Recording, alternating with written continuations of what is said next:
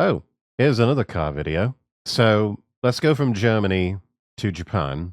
We love Japan. We're Japanophiles here on the program. I don't know if any of you know what the public transportation systems around. No. We'll get to this shortly. There we go. Okay, so don't know if any of you are familiar with the Toyota Supra. I think it's still part of Toyota's lineup today, though it's not really a pure Toyota product, sort of like how the GR86, formerly the FRS, is basically just a rebadged Subaru BRZ, and Subaru even sells it as the BRZ still, which, if I had to choose, I'd rather just get the Subaru.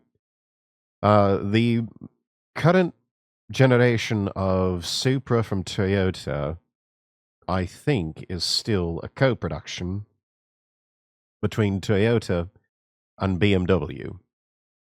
And you get into a Supra, and a lot of the bits and bobs and everything appear to be taken from the parts bin in BMW, which is a bit troubling because if you know anything about BMWs of today, they tend to be the type of car that sort of works good until it doesn't, in the sense that they kind of tend to fall apart after the warranty runs out. So around somewhere between 45,000 miles, things start to break on it, and then 100,000 miles hits, and the whole bloody thing just falls apart. So, not very assuring that, not a very assuring thing, especially from Toyota, which is supposed to be one of the most reliable car brands out there. But, yeah, the Supra has actually had a long history with Toyota. And there was, especially the early versions, like the Mark I and Mark II, which I believe the current Prime Minister of Japan still has in good working order an original Toyota Supra. I think so. We can fact check that. Let's see, Japan PM car. Well, official state vehicle is the third generation G60 Toyota Century. Oh, okay. So she actually has Sanai Takaichi has a Mark III Toyota Supra. So what we're going to look at here is the Mark II. Title, this is from number 27, Toyota Supra Mark II, brilliant, yet it failed to take on Porsche. Oh, look at that. God, that looks good. It's 1982. E.T. is in the cinemas. Italy wins the World Cup. Porsche, Ferrari and Lotus seem untouchable and God's in his heaven and all's right with the world when it comes to sports cars. In the USA, the Datsun Z has made big inroads. However, That's in a Europe, good-looking car. with our colossal arrogance, we're still not taking Japanese cars seriously. They're just cheap, inferior copies of our own cars. This is when this car was released, known as the Celica Supra or the Celica XX in Japan. Now, we know that eventually the Europeans did take the Japanese seriously, but was this car already good enough to threaten their hegemony, or was it not quite there yet? Let's find out. Let's see.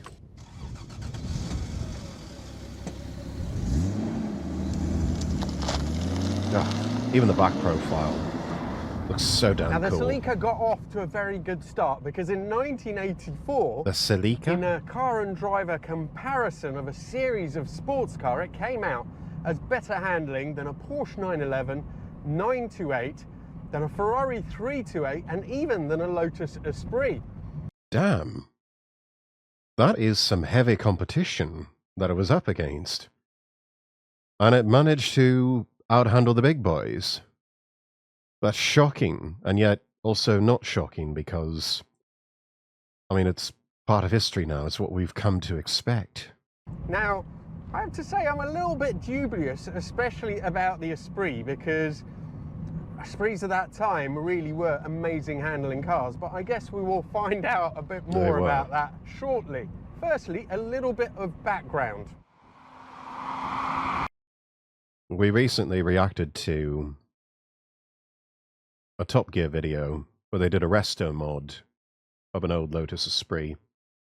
It was really good. I'll have that up on the YouTube channel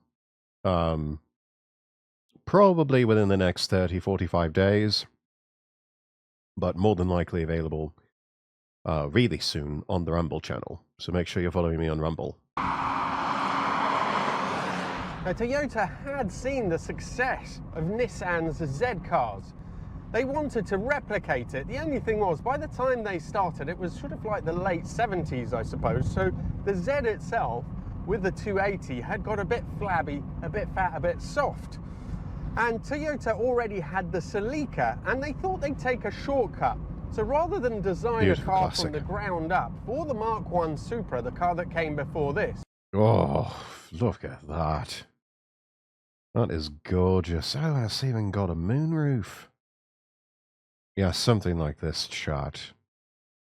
God, that is just a lovely profile overall. I would, if I had to pick a classic car to make as a daily driver, an old Toyota Celica like this one. Yeah, this is nice. I would drive this. They simply went on to lengthen the front of the car and squeeze in a 6-cylinder engine. It didn't handle very well. It had a solid rear axle. It was underpowered with just 110 horsepower. Oh no. For the Mark II though, they made a bit more of an effort. Now this is still based on the original Celica. God, look at it. Oh, it's got the flip-up headlights. No sports car really is complete without the flip-up headlights. It's an aesthetic thing. They're not really road legal anymore. But God almighty, do they look so damn cool. So from the B-pillar back, it is the same car, but... I mean, this is a proper Grand Tour. Yeah, this was back when people still built proper Grand Tours. 2 doors, lift back in the rear, plenty of room to put things in, pack in the wife or girlfriend, the kiddies in the back, and just go off on a weekend getaway together. It's perfect. There are some important differences. This is obviously longer, wider to accommodate the 6-cylinder engine, which is now putting out much more power. This has, unlike the Celica, independent rear suspension, so it has... It's a bit longer, but that's good. I mean, it helps the profile. The other ones, they just looked a bit too short and stumpy in terms of width. This sort of elongates it and makes it much more elegant and refined in its silhouette. I know nothing about cars, just finished my stream, got told to scream like a girl.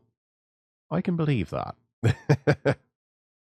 Struts at the front and then a semi-trailing arm setup at the rear. When it came out, this was a bit more expensive than a base Porsche 924.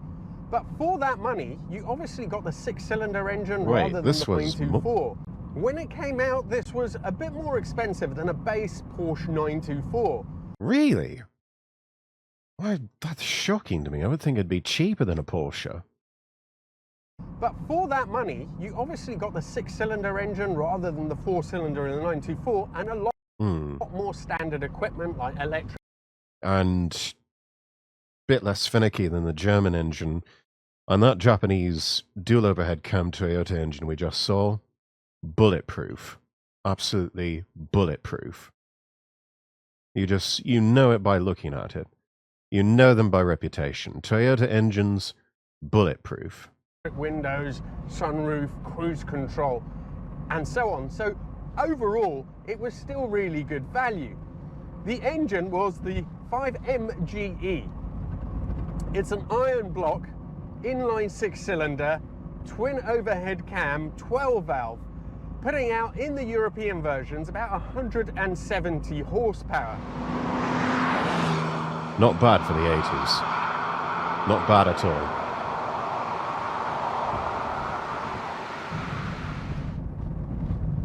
Now, I had read that the steering, although assisted, felt quite heavy at speeds compared. That sort of horsepower, 170 some odd horsepower, those were really respectable numbers for cars back in those days. I mean, you have to remember, a Ferrari Testarossa with a flat 12 engine could just barely get 400 horsepower. And it was very wide stance, fairly big for a sports car. So 174 these days, that's standard kit for a lot of sort of respectable middle of the road type cars. But back in those days, for a car like this, that's sports car territory. To the more modern stuff, I have to say on this particular car, to me, it doesn't feel that heavy at all. I think it's got a really nice positive movement to it. Yeah. It's very nice and light keen and to spry. turn in. Maybe it's not quite as feelsome as some of the best systems of this time, but I'd say the weighing and the speed is pretty spot on. It's all about the engine though, so let's just do a quick pull through the gears and see how it feels. Let's do it. Okay, make him turn around, alright. Oh, that's a good sound. That's a really good sound, Laura.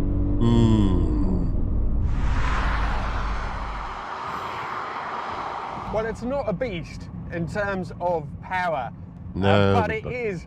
It floats along with the breeze. Sort of like that Magic Waves song. I float along with the breeze and the wind in the trees, and I say, hey, hey, hey, magic waves, my friend. Ever so smooth in the mid-range from 3 to about 5.5. It roughens up a tiny bit at the top, but also the engine note changes around 5,000 RPMs. Sounds a little bit meaner, a little bit rougher. It's got enough grit and edge when it counts. It's a fairly well balanced car, but on the tighter corners you can see there's a fair amount of lean. Now the trade-off for that is that at normal speeds, when you're driving it normally, it's actually very, very comfortable.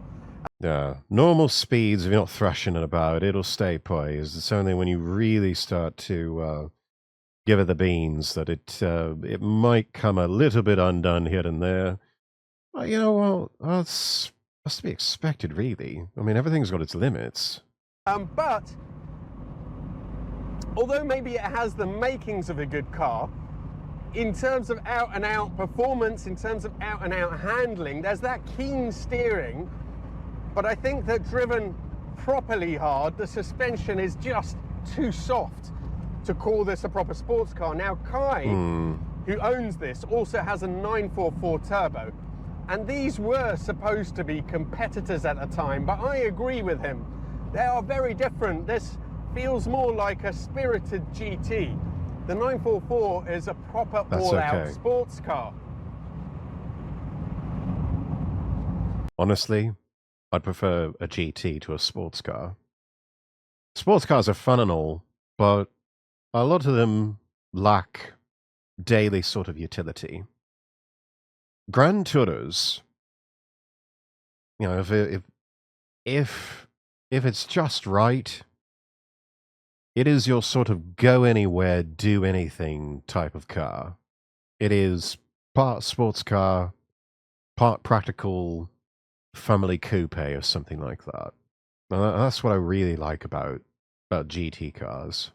It's just there's something about it, the form, the function, the style that, you know, you certainly a lot of modern cars can't really compare to.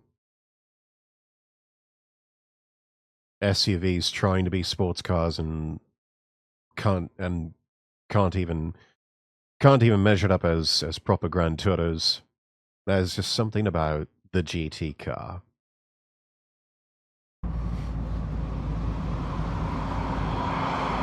Give me a Grand Tourer. Now, as you drive it over longer, I think that engine also gets under your skin a bit. It's just the lovely mid-range, the low-end torque, and the little growl at lower revs when you put your foot down. It's very addictive.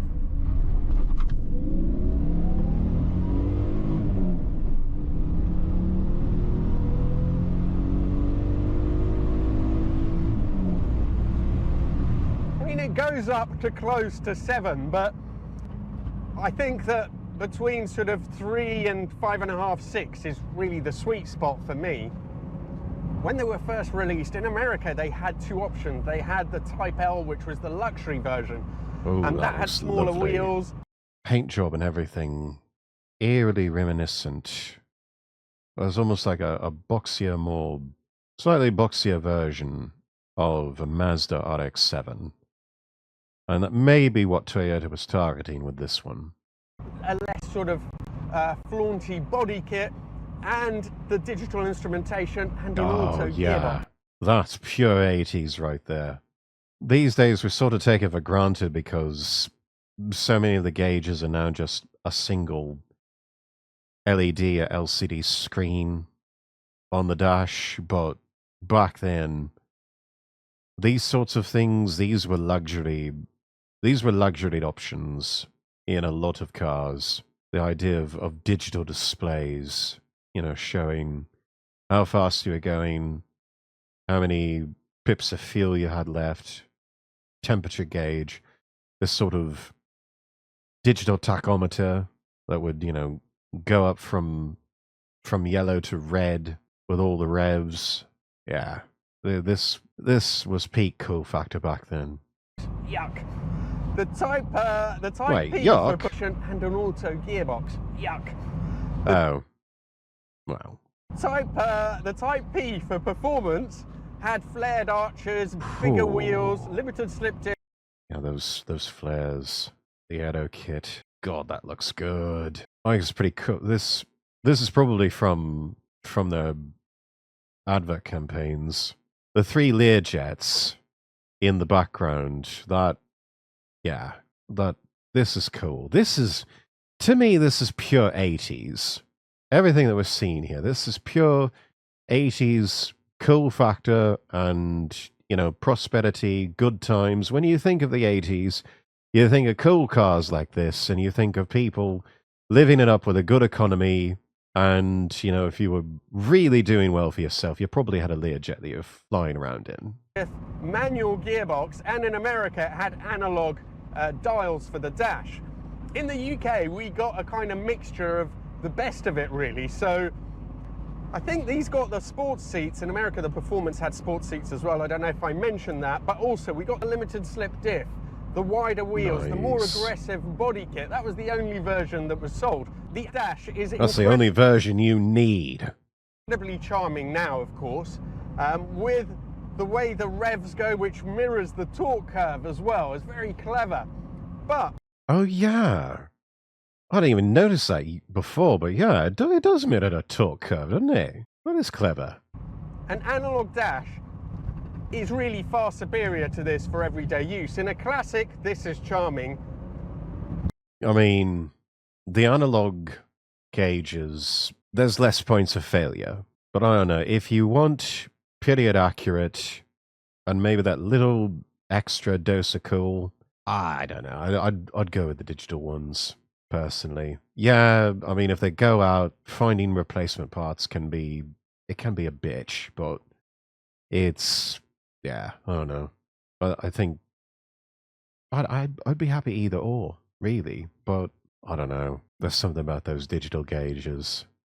If you had this on the day, once you got over the novelty of having such a high-tech solution, I think that would have worn off quite quickly and you would have preferred the traditional dash. Maybe so, but I don't know. When you think of Japan in the 80s, that was the sort of thing you thought of, because to so many people, throughout the 80s, 90s, even into the 2000s, everybody just thought Japan was absolutely living in the future. And part of living in the future meant that your gauge cluster on your car was replaced with digital readouts.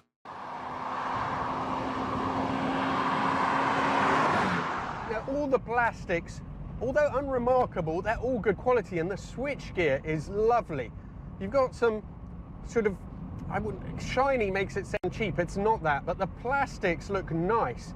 They're nicely printed, they feel nice to use, the switchgear is very nice. They have these two very interesting, very strange little tumblers on each side. This for the wipers, and this for... Yeah, you saw this with Japanese cars, and to a certain extent, the Americans with General Motors copied a lot of that with models like the Corsica and the Beretta from Chevrolet. Yeah, you saw this a lot from the 80s into the 90s, and then they sort of stopped around that time. I think because so much of it was just easier to integrate them into the stalks coming out the side of the steering wheel and just work it that way, or have them as like buttons on the steering wheel.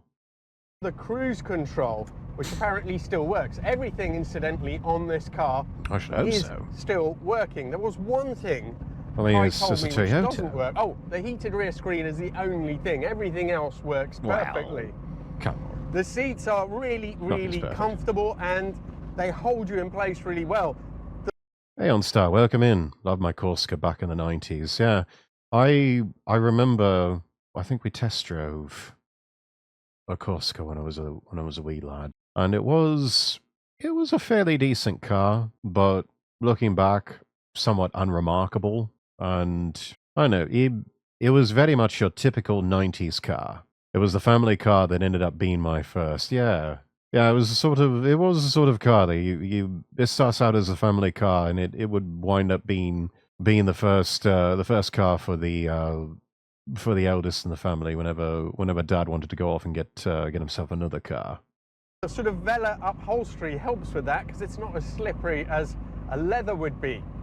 The heating controls are all very simple. The movement is nice. Again, it just feels like a vehicle which has been well built.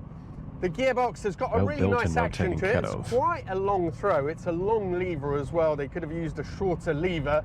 There's a little bit of notchy there. It's not a system which you would want to rush, but it's really nice and mechanical in feel. So my premise at the beginning of this video was that basically the Japanese are coming. Are we ready for it? And was this just a salvo? Or was it, although maybe it didn't sell in huge numbers in Europe, was that because we were just kind of stuck up Europeans, or was it because maybe this wasn't quite there yet, quite good enough? I think a lot of it was just people being stuck up and a bit isolationist about a lot of things, and not really being willing to keep an open mind and appreciate what were genuinely really bloody good cars.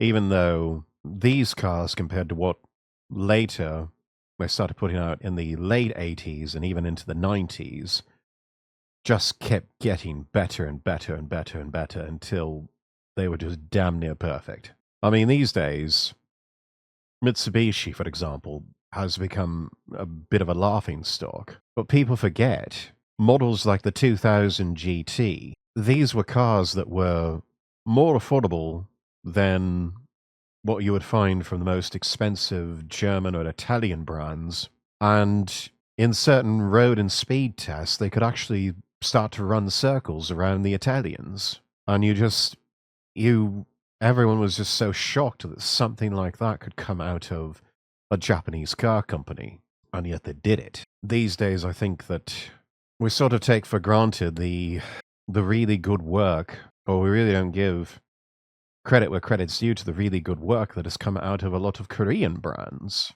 Like, even you go over to Europe, and especially the UK, and brands like Kia and Hyundai are looked at with derision, very much the way Toyota, Mitsubishi, Honda were looked at in the 80s with derision by a lot of Brits. Same thing going on with Korean brands, and yet they are some of the best built and most reliable cars out there. And the price is really good too, to the point where they even have the Japanese beat. I mean, given the choice of luxury cars, I think it's Hyundai's Genesis brand that kind of has even the Germans beat in terms of quality and affordability. They're like the new Lexus. They're sort of like how Lexus was back in the late 80s and into the 90s. Everyone sort of wrote them off at first, thinking, you know what, they're never going to last. Mercedes and BMW and Porsche and Audi and all the rest of them, they've been at this game for so long. Rolls and Bentley too.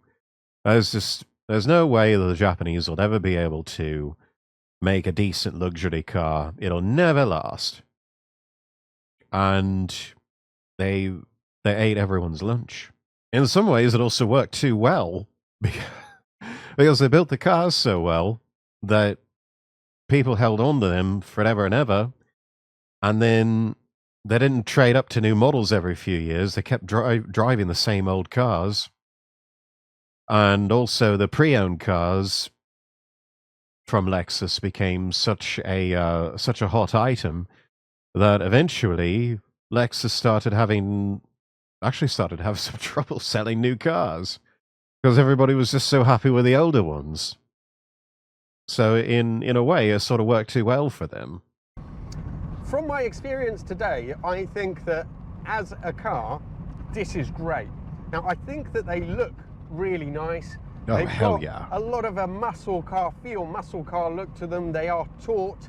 I don't know if we'd go that far. This does not look like a muscle car to me.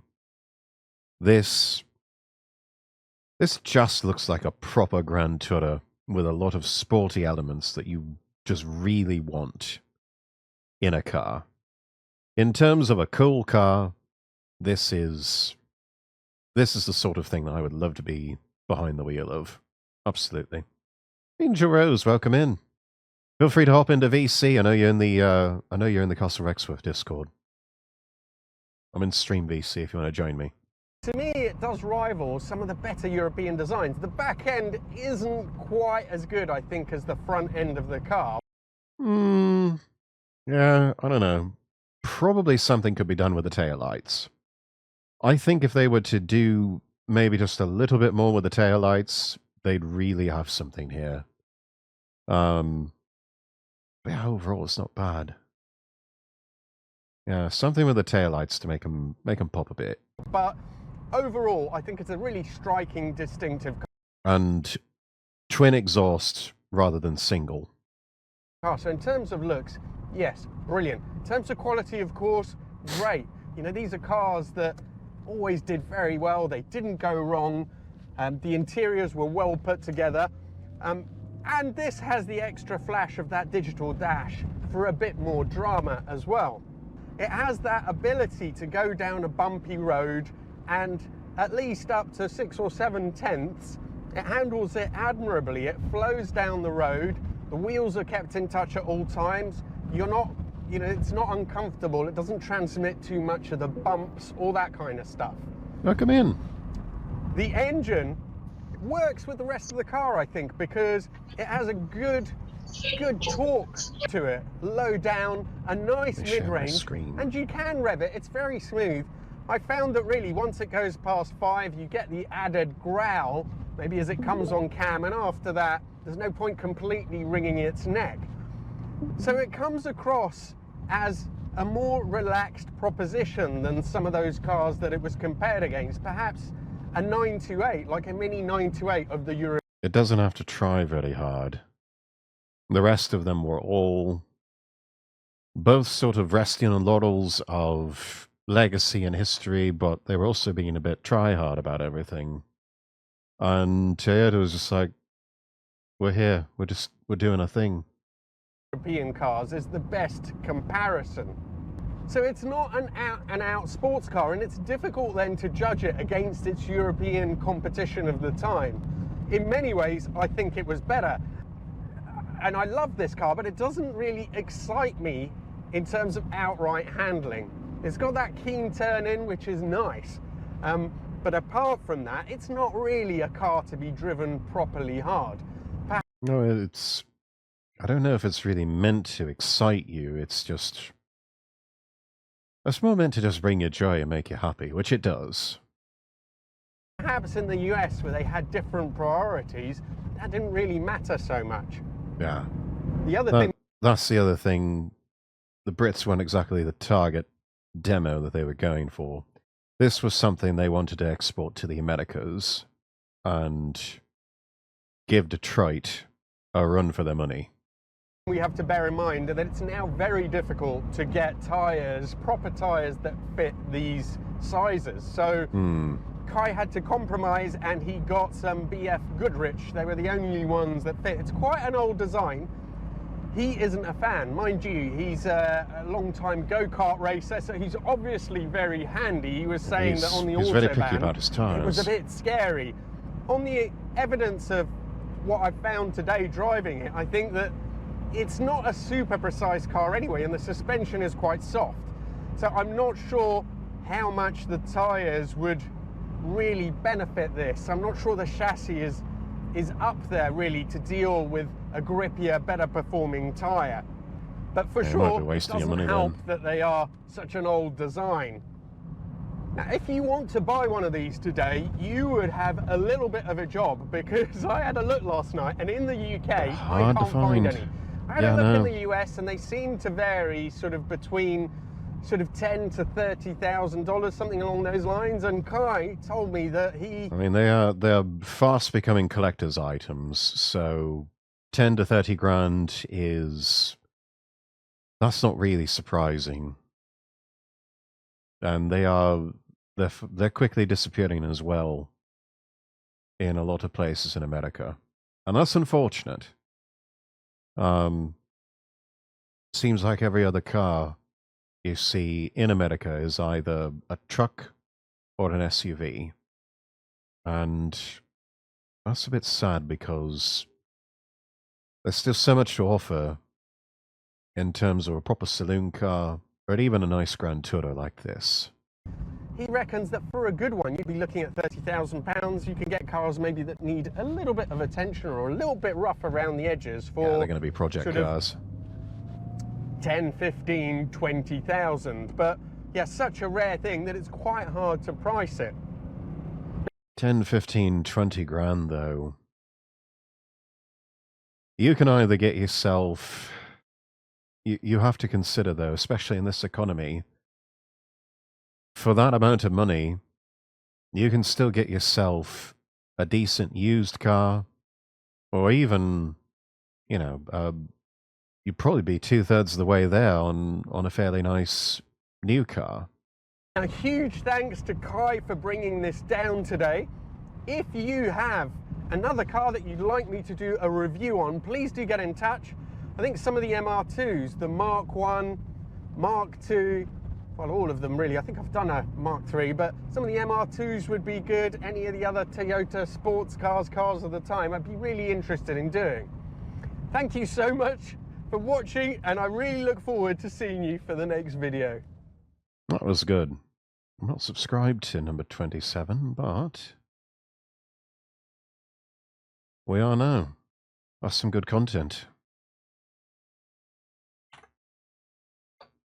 Right. Posting the link in chat for everyone.